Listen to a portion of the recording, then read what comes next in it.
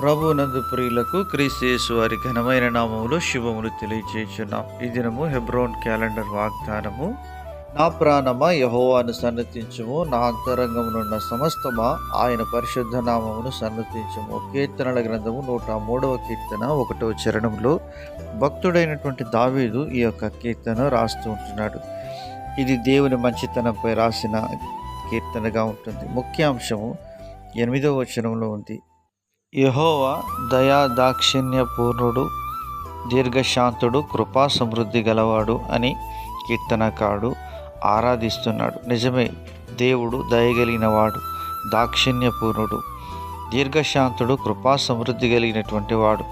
ఆయన దయ లేకపోతే మనం ఈరోజు ఈలాగున మనం దేవుని స్తుతించే వారము కాదు. 34వ అధ్యాయము 6వ వచనంలో నిర్గమకాండంలో అతని ఎదుట యెహోవా అతని దాటి వెళ్ళుచు, యెహోవా కనికరము, దయా, దీర్ఘశాంతము, విస్తారమైన కృపాసత్యములు గల దేవుడైన యెహోవా అని మోషే దైవజనుడు రాస్తూ ఉంటున్నాడు. ప్రియమైనటువంటి దేవుని ప్రజలారా, దేవుడు దీర్ఘశాంతుడని, కృపాసత్యములు గల దేవుడై ఉన్నాడని ఆరాధిస్తున్నాడు. దేవుని మంచితనంపై దావీదు రాసినటువంటి ఈ కీర్తనలో దావీదు తన గురించి వెల్లడి చేసుకున్న సత్యంపై ఆధారపడి ఉంది. అలాంటి మంచి దేవునికి తాను అర్పించే స్తుతి అంతరంగంలో నుంచి నిష్కపటంగా ప్రవహించాలని దావీదు కోరుతూ వచ్చినాడు.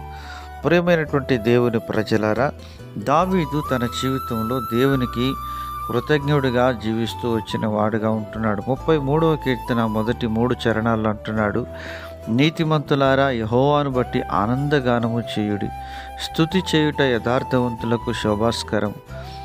సితారాతో యెహోవాను స్తుతించుడి, 10 తంతుల స్వరమండలముతో ఆయనను కీర్తించుడి, ఆయనను గూర్చు నూతన కీర్తన పాడుడి, ఉత్సాహ ధ్వనితో ఇంపుగా వాయించుడి అని దావీదు ఆరాధిస్తున్నాడు. ప్రియమైనటువంటి దేవుని ప్రజలారా, నీతిమంతులారా అని సంబోధిస్తున్నాడు. మన యొక్క జీవితంలో మనము నీతిమంతులంగా లేము. దేవుని వాక్యం సెలవిస్తుంది, నీతిమంతుడు లేడు, ఒక్కడును లేడు, అందరూ ఏకముగా పనికి మారిన వారి త్రోవ తప్పి ఉన్నారు అని దేవుని వాక్యం సెలవిస్తుంది.